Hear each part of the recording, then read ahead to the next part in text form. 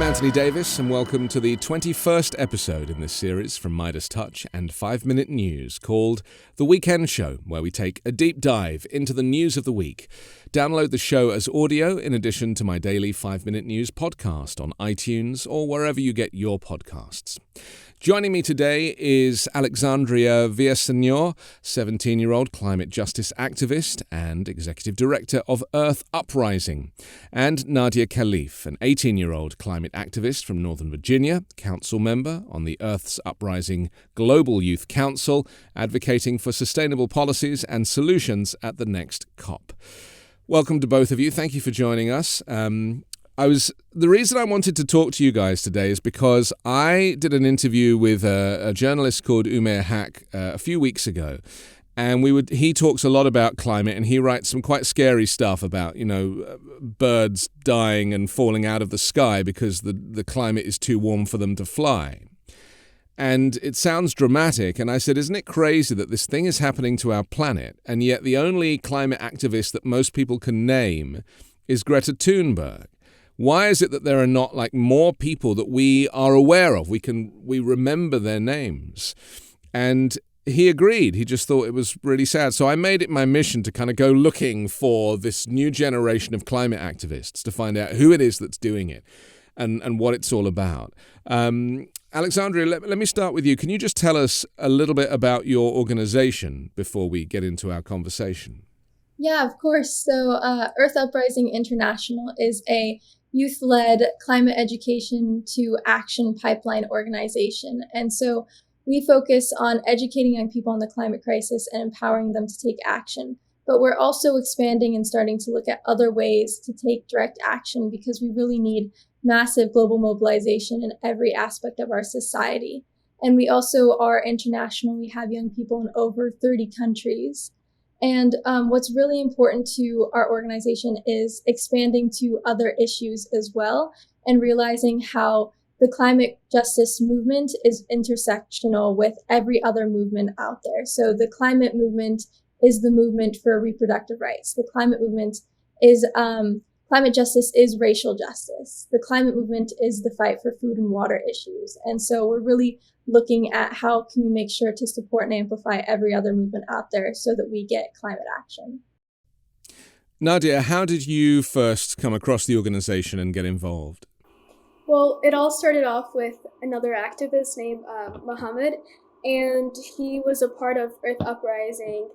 He started the Earth Uprising chapter for Chicago, and just seeing the work that he did over social media inspired me in wanting to join. So I asked and I said, how do I get involved?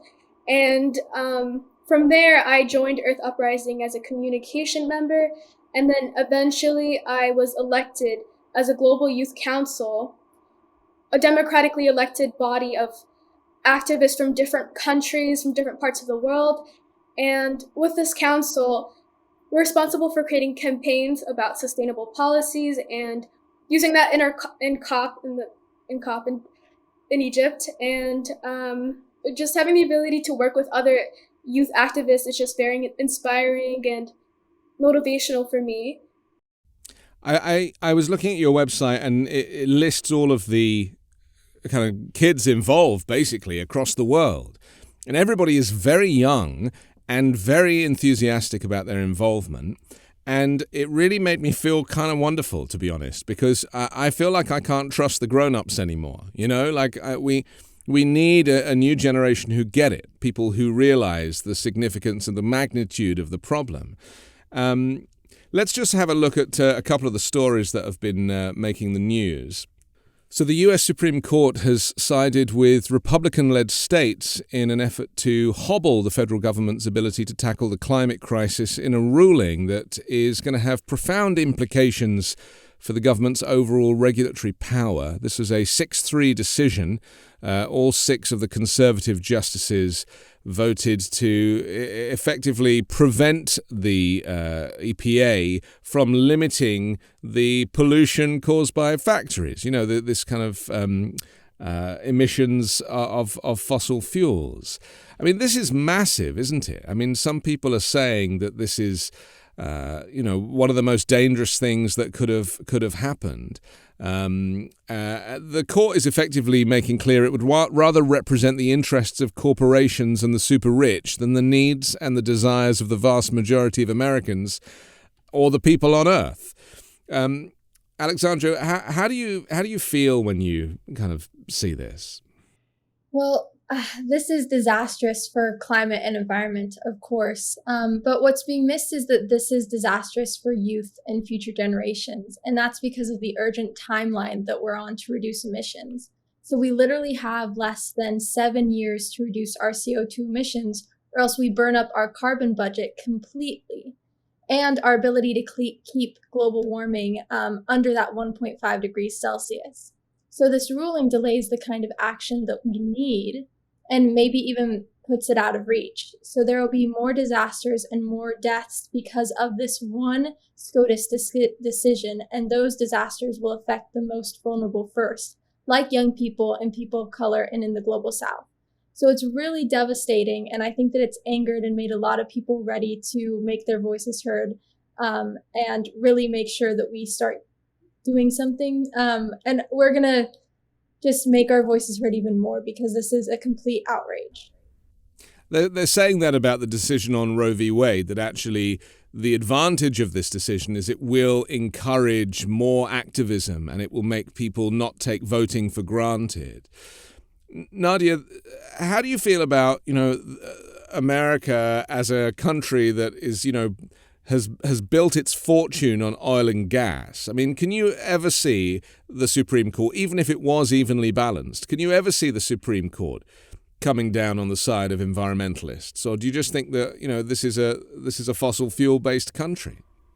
So I would say that this is a fossil fuel-based country, and with the recent decision on the EPA, it shows the lack of urgency the Supreme Court and politicians and even senators and other politicians have. And it's very devastating, especially since Alexandra mentioned how we need to take action urgently. And with this recent decision, this would mean that this would be undermining all the efforts that we've progressed and we have accomplished so far. And this also is just kind of a remnant of the Trump administration when he pulled out from the Paris Agreement and when he showed a lack of urgency for climate action. So for us youth, this puts us in a point where we have to advocate, and it inspires us to create campaigns and to just use this opportunity to use our voices at a time where we're regressing and not taking climate action. You're 18 and 17. The Supreme Court justices are considerably older. I mean, Ketanji Brown Jackson, who was just seated just a few days ago, she's 51. I mean, she has children, but the reality is that it's people of your age that are going to suffer the most. I mean, I have a 6-year-old daughter, so she's also going to have to deal with the consequences of these decisions. Do you think that the problem is that people that are older, that have kind of grown up at a time when oil and gas is everything and has never really been questioned, do you think it's just impossible for them to get their heads round the reality that it's unsustainable and that the planet, the temperature of the planet is rising at a rate that is going to make living on this planet impossible? Alexandra? I think what is really the difference between the mindsets of the older generations and the younger ones is the fact that youth are the ones who are going to be impacted the most by the climate crisis. And I think that that's one of the reasons why we're so involved. And so when we look to our future, every single aspect of our future is going to be changed because of climate change. So where we live, that's going to be affected by climate change. What type of career we have, where we go to school. A lot of young people are having conversations about whether or not they want to have families. And that's all because of climate change. And so when it comes to the older generations, they aren't the ones who are having to have those conversations. And so they are still very much ingrained in the society that they have been taught up to live in. And so even in school, we're not really taught what's happening in our world and what's happening with climate change. We're instead taught up to be the perfect consumers and continue living in this world that we've been brought up in. And I think that that's a society that a lot of adults are still ingrained in. But young people, we can't be ingrained in that society because that society won't be what our future will be. And so there's also a lot of young people who are feeling a lot of eco-anxiety and climate grief. And a lot of young people are depressed and having a difficult time sleeping. They're fearful for their future and how it's really crippling for our generation because we know about the climate. And it kind of feels like a generational warfare. How it's interesting that my generation is talking the most about not having children, and they are the ones who are having their reproductive rights taken away. Nadia, how does it feel for you to kind of be in and around and amongst this? Like, how, when you go to sleep at night, do you have a kind of heavy feeling in your heart about the future? Because America doesn't look like it's going to be changing direction anytime soon. I mean, these decisions are happening during a Biden administration, albeit with a very right-wing political court. But this is the Biden administration who is telling people, because of the shortage of oil and gas at the moment, because of the war in Ukraine and other factors, telling American producers to drill more. I mean, how do you sleep at night knowing that your current president, who's a Democrat, is having to make these choices? I do often feel really overwhelmed just with the state of how the U.S. is dealing with the climate crisis and how I mentioned before there's a lack of urgency. And it gets really overwhelming just having to look at the headlines on the news, just hearing about shootings, just hearing about the inflation rates and how that's impacting citizens around the country, and how the U.S. is carrying on these infrastructure projects that are damaging to the environment overall. So it does get really overwhelming, and it does create a lot of anxiety on youth who will have to deal with the impacts of the climate crisis. And do you think when you talk to your friends about it, are all of your friends activated in the same way that you are? Do they understand the urgency? Do you think everybody who's 17 or 18 gets it? Or do you think people of that generation need convincing as well? I would say, unfortunately, not all of my friends do understand the impacts of the climate crisis.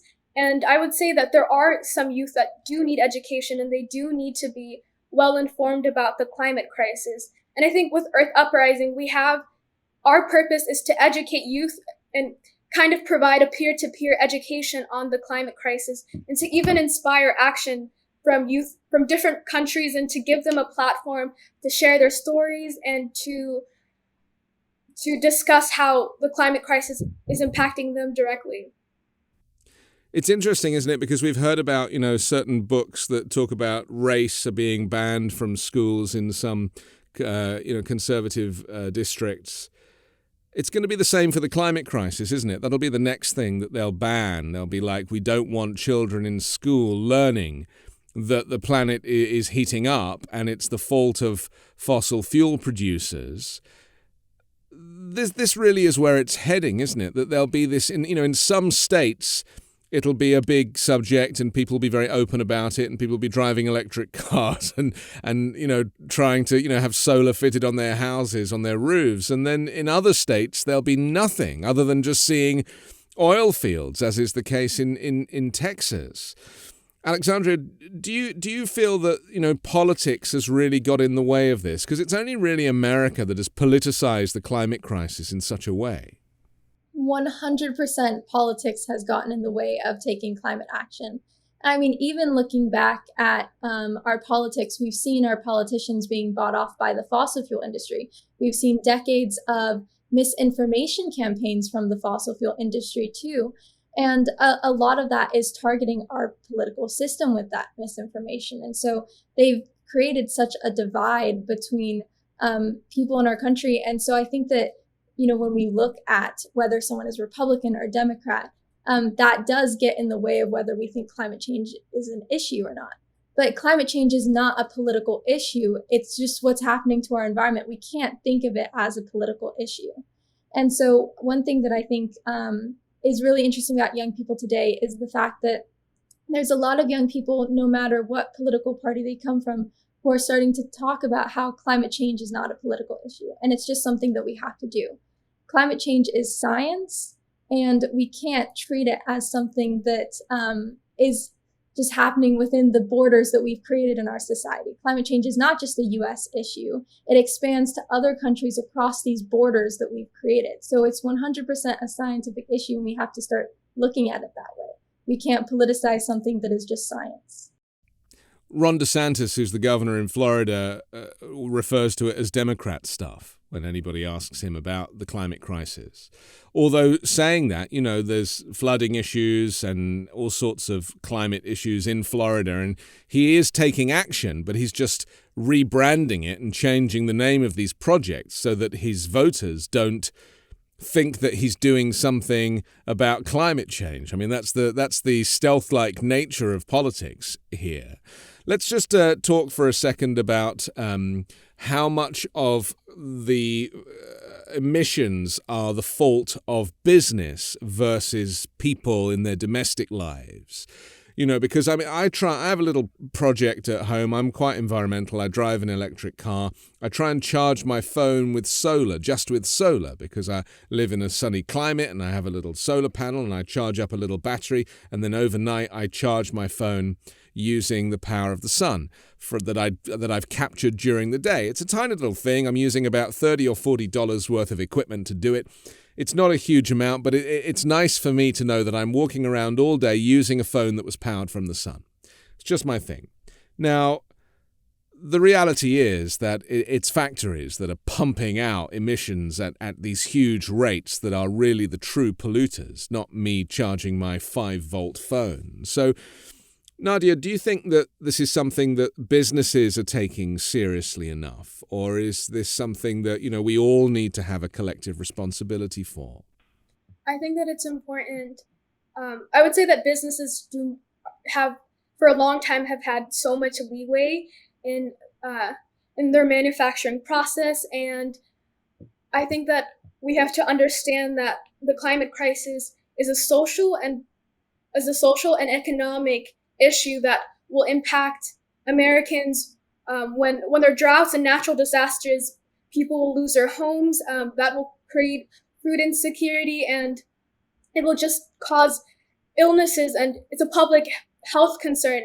So I think that businesses and large corporations need to be held accountable by our government, and because they've been given a lot of leeway, they've been able to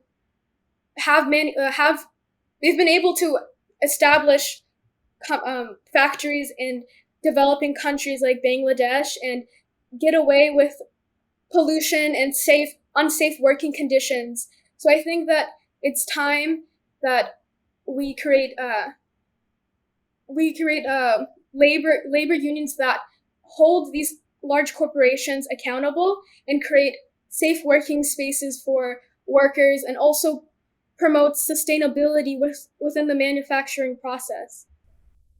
People don't really understand how food supply is going to be affected by climate change, do they? I mean, almost everything we grow and raise in the US is facing some climate stress. Wheat and other grain crops are particularly vulnerable. And in fact, in the Great Plains, where most of the US's wheat is harvested, drought there has depressed the winter crop. We've seen this with Ukraine and the war there. All of the grain that comes out of the Ukraine is now being affected, and it will affect world food supplies. I mean, this is massive, isn't it? I mean, this is not like something you can joke about. And maybe people feel like if they're eating, especially Americans, if they're eating like cheeseburgers and Twinkies, classic American diet, they'll be like, well, this isn't even natural food anyway. So it's not like I'm going to Whole Foods and eating natural produce. And I feel like there is a disconnect between realizing that food actually comes from the ground and comes from our planet and isn't just manufactured in a lab, although, we are increasingly processing food and manufacturing it. And sometimes for the better good, they're doing that with meat alternative products now. And, I've been vegan for 3 years, and so I'm trying to do my bit there as well. But I recognize that if we can't eat and it's too hot to go outside, what does that mean for the future of the human race, Alexandria? If we can't eat and if we can't go outside, I think that, well, first of all, that's one of the reasons why we have to really start focusing on adaptation. And the reason why is because we're already seeing the effects of climate change. But if we don't start mitigating climate change right now, then we're going to see worse effects in the future. And so that's why you have to start focusing on our adaptation processes, because what is the world that we're already looking at going to be like? How are we going to live in it? So we have to start looking at infrastructure. When it comes to adaptation, we have to start looking at food. And you did talk about food security. And, I actually have been talking a lot about how food is a huge security issue too, because when it comes to climate change and global conflicts, there's going to be a lot of, fights over resources like oil, gas, and particularly food. And so when it comes to in the future, when all of these resources are so scarce, how is our world going to look like and work together? And so that's why we also have to start focusing on peace building too, and putting in those connections, and also how conflicts affect youth the most, when it comes to how a lot of young people are going to have to move from their homes. We're going to have a lot more climate migration because of what is happening. So I think that the two most important things when it comes to the future of that we're talking about here is climate adaptation, but also peace building processes all around the world. It's very hard for Americans to have doomsday conversations. I've realized this as a British person living in America. It's almost like Americans have grown up being told that this is the greatest country in the world, and therefore no harm will ever come to it, that our leaders will sort us out, and we've got the skills and we've got the resources. And none of that is true when it comes to climate change, right? Because the climate change doesn't see borders. America is no different to Mexico, no different to Canada. And tragically, the saddest statistic, and it's the simplest one, is that America is the second biggest polluter in the world after China. I mean, that must make you very proud as Americans, I'm sure. It's like, what is America good at? It's really good at polluting. How do we take a subject that is as huge as this, such a doomsday conversation as this, where we're literally talking about the collapse of civilization, and it's not that far away. They're predicting in less than 100 years. How do we have this conversation with our peers and our friends and them not say, look, I don't want to talk about this. I want to go and watch Netflix? Nadia.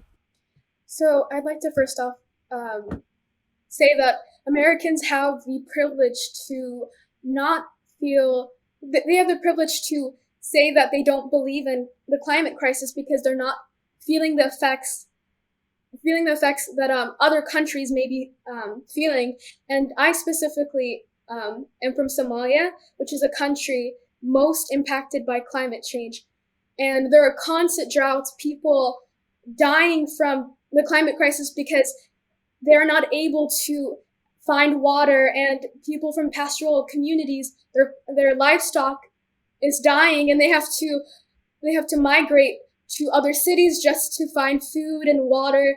So us as Americans, we have the privilege to deny the facts about climate change. We have the privilege to just sit comfortably and not want to take any action.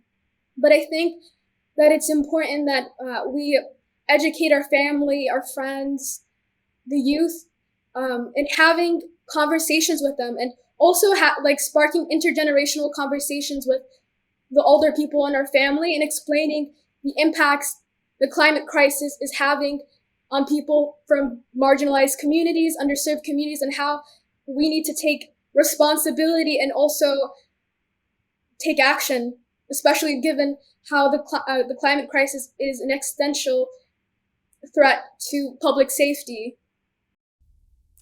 But we are seeing the signs, aren't we? Because it comes in the form of extreme and freak weather events, doesn't it? And I think that's another disconnect that people can't make. They don't say, they talk about the flooding. I mean, I was critical on Twitter the other day of CNN. They covered a whole thing about Yellowstone National Park, which has seen this massive flooding, right? It's ripped out whole sections of it, and all they talked about was how awful this is for people who want a vacation there, who want to go camping at Yellowstone. And they didn't once in this whole 10-minute package about this event, they didn't mention climate change. And that's CNN, which is a mainstream news channel which has a left-leaning political opinion. And they didn't even mention climate change. So the buck really stops with the media in many ways, doesn't it? But these freak weather events are not actually freak at all. They're no surprise to people that study climate science. There's going to be more of them, whether it be heat waves, whether it be flooding.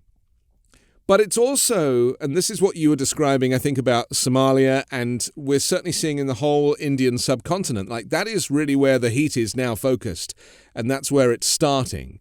And we are seeing people being displaced. People are going to have to go to higher ground. There'll be less water on higher ground, so people will be literally fighting over water which is evaporating. The human body cannot live in these temperatures. Now, we're all sitting in air-conditioned environments. It's going to be okay for people that are living in rich nations who have enough fuel, but for the poorest people on the planet, they're the ones that are going to suffer the most. Alexandria. Yeah. I think that there's a big focus on loss and damage. I know that we're talking, Nadia mentioned this, it's really interesting because when we talk about talking to people in the US about what is happening, but in other countries, talking about it and talking about climate change and why this is happening is a privilege because they're already living what is happening and they're already seeing what is happening. And so when it comes to loss and damage, we need these rich countries need to pay poor countries for mitigation and adaptation. Rich countries have committed money that they haven't even ended up, paying to these countries either. And so I also think there's a huge accountability in that we have to make sure that these countries are upholding their commitments and make sure that they follow through on them. I drove through Texas and Arizona last week when there was a excess heat warning, and on the car the gauge was showing 107 degrees outside Fahrenheit, and I couldn't get out the car. Just to stop and literally go into the store was impossible. You had to run for your life to get out of the heat and the humidity. I mean, this is the reality of the planet heating up, isn't it? And people will say, oh, well, Arizona's always been hot and Texas has always been hot. But, this is not cyclical in the same way that some climate change deniers think it is. They go, yeah, okay, there is climate change, but it's going to cool down again because it that's what it does. It's happened before and it's going to happen again. What do you say to those people who've kind of come up with their version of climate change and they are really trying to press and push an alternative viewpoint? I mean, is this a matter of opinion, Nadia? No, I don't think this is a matter of opinion. And like I mentioned before, people, because they have so many advantages. They have so many advantages. They're able to sit in their air-conditioned house and they're able to cool off by the pool. They're not. They're able to just deny climate science. But there are natural disasters that occur within the U.S., like fires in California and coastal communities in Florida, which suffer from hurricanes. And there are areas within the U.S. that the sea levels are expected to rise. So these natural disasters that are occurring should be a sign for these climate deniers that the climate crisis is real. I mean, that's the irony, isn't it? That they're saying, it's almost like they're standing on one of these precipices in Florida, whilst this kind of flooding's coming in, and there's this hurricane behind them, and they're saying to the camera, climate change isn't real, while they're being blown away.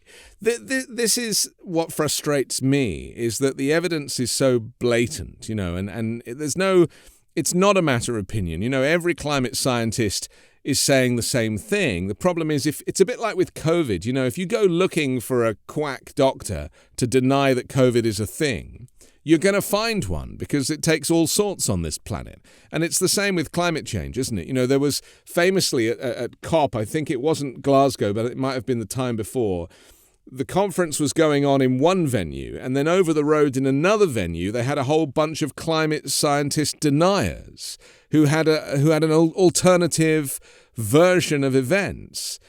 I mean, this is all being paid for by the lobbyists, right? This is all being paid for by the big oil companies and the gas companies. And I don't have to tell you, but, despite COVID, where people haven't been driving as much, the likes of BP and Shell, they have actually made more profit in the last quarter than ever before. I mean, they are making billions and billions of dollars. And yet they're the ones that prevented electric cars from being used 50 years ago. I mean, the first Ford, the Model T, was an electric car. Electric vehicles existed before combustion engine vehicles.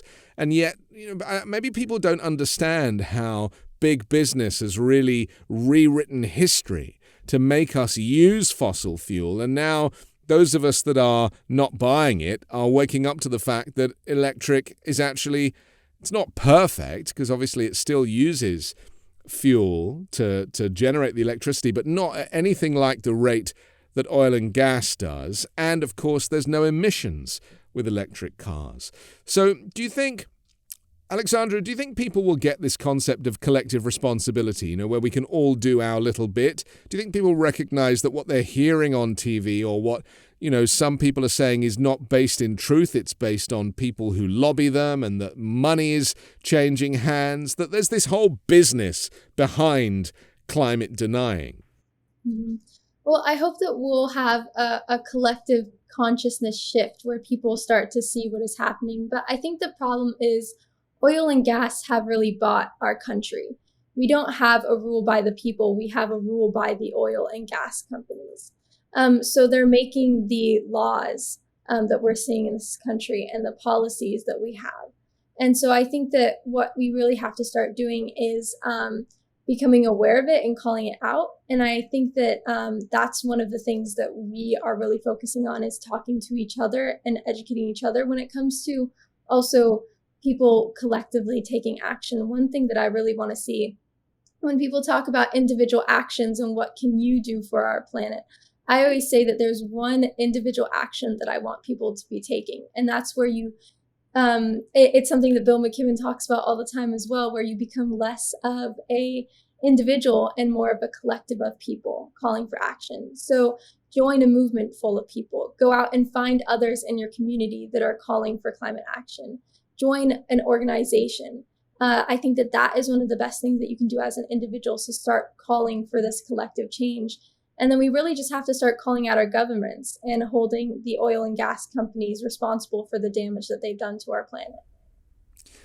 Let's talk about solutions, because it's very important that in as much as we talk about what's happening and the rising temperature of the planet, not clean air and clean water as Donald Trump used to think that climate change was. He never ever got to grips with what climate change actually is, which is very worrying if you're the president. But California, where I am, is a very progressive state, and I think Gavin Newsom, the governor, really understands this. And in fact, California has just passed a law to reduce single-use plastic. They say 30% of plastic items sold or bought have to be recyclable by 2028, and economic responsibility falls to the producers of these products. Nadia, let's just talk for a second about these types of initiatives that some states are pushing for. And to me, the percentage just doesn't sound like enough, does it? I mean, we really need to get rid of all plastics. A lot of this stuff is ending up in the sea. It's not recyclable. Fish are ingesting this, which means that plastics are getting into the food chain. Do you think that this initiative in California is a good idea?